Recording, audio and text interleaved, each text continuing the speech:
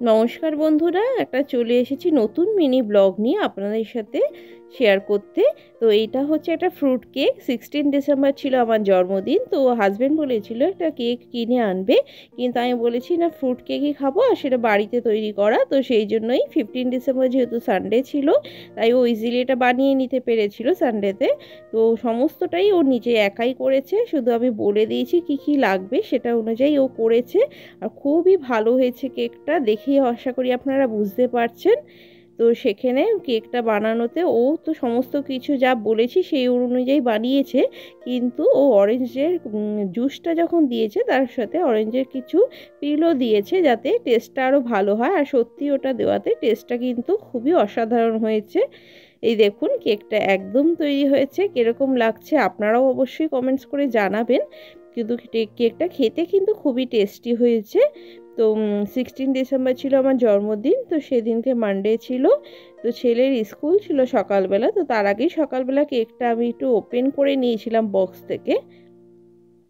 তারপরে এদিকে ভাত বসিয়ে দিয়েছিলাম, কারণ হাজব্যান্ড আর ছেলে দুজনেই যাবে। তো ছেলেকে স্কুলে দিয়ে এসে এগুলো বসিয়েছি রান্নাটা। তো প্রথমে ওকে ছেলেকে খাইয়ে দিয়েছি, তারপরে এদিকে ভাতটা বসিয়ে নিয়েছি, কারণ হাজব্যান্ড অফিস যাবে। সঙ্গে করেছি বেবিকর্নের তরকারি।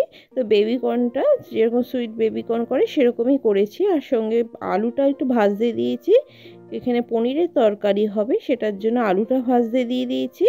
তো একটু গ্রেভিটা বানিয়ে নিয়েছিলাম, এখানে আমন্ড দিয়ে আরও দই সমস্ত মশলা দিয়ে একটু বানিয়েছি। রেসিপি আমি এখানে আপনাদের সাথে শেয়ার করছি না, কীভাবে একটু কি করেছি সেদিন সেইটুকুই জানাচ্ছি। আর এদিকে এখানে নুন আর চিনির মধ্যে অনেকক্ষণ ভিজিয়ে রেখেছিলাম পনিরটা, সেটা দিয়ে দিলাম। তো একটু এটা জলটা একটু বেশি হয়ে গেছে, তো যাই হোক একটু ম্যানেজ করে নিতে হবে, হয়ে গেছে। খুব তাড়াহুড়ো ছিল, হাজব্যান্ড খেয়ে বেরোবে, সেই জন্য খুব তাড়া ছিল। সেই জন্য এখন একটু বেবিকর্নগুলো ভাজা হয়ে গেছে। এরপর একটা গ্রেভি তৈরি করে নেবো। এখানে আমি গাজরটা ভাজতে দিয়ে দিয়েছি, সাথে ক্যাপসিকামও দেবো, আর এটার মধ্যে একটু সোয়া সস এগুলো দিয়ে এই সিম্পল একটা তরকারি বানিয়ে নেবো। এটা একটুখানি মিষ্টি মিষ্টি হয়, একদম যেরকম চিলি চিকেন হয় সেরকম টাইপের ভাবেই হয়। তো আমি এখানে আজকে অনিয়ন দিইনি, যেহেতু মানডে ছিল, আমরা খাই না, সেই কারণেই দেওয়া হয়নি।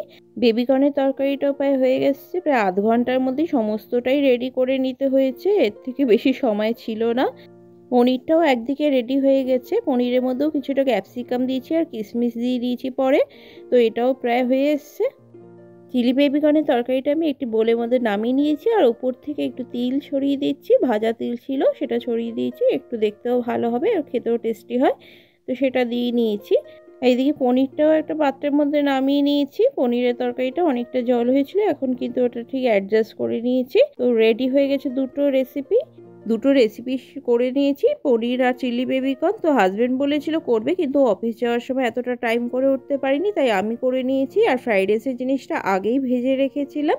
এদিকে ভাতটা নামিয়ে ফ্রাইড রাইসের জিনিসটা সুন্দর করে মিক্স করে দেবো। আর হাজব্যান্ডের জন্য টিফিনে করে দিচ্ছি রাধাবল্লভী। কালকে রাধাবল্লভী করেছিলাম, তার কিছুটা প্রিপারেশন ছিল, সেই জন্য এখন 2 থেকে 3টে রাধাবল্লভী ভেজে নিচ্ছি। সেটা দিয়ে একটু তরকারি দিয়ে দেবো, কারণ এতটা সময় পাওয়া যায়নি। তো এই জন্য এটা কালকে প্রিপারেশন ছিল, সেটা থেকে এখন গরম ভেজে দিতে হলো, আর কিছু আলাদা বানাইনি। তো রাধাবল্লভী যেহেতু প্রিপারেশন ছিল, তাই করে নিতে বেশি সময় লাগেনি, অল্প সময়ের মধ্যেই হয়ে গেছে। আজকে দুপুরের থালাটা আমার জন্য আমি সাজিয়ে নিয়েছি। দেখো, একটু পোলাও, বেবিকর্নের তরকারি এবং পনিরের তরকারি, এই ছিল আজকের মেনু। তো দুপুরবেলা আমি আর চিকুই খাই। হাজব্যান্ড অফিস থেকে আসার পরে রাত্রিবেলা কেক কেটে নিয়েছিলাম, আর দিদিও এসেছিল। তো আজকের মিনি ব্লগটা এইটুকুই, আবার চলে আসবে নতুন মিনি ব্লগ নিয়ে। টাটা।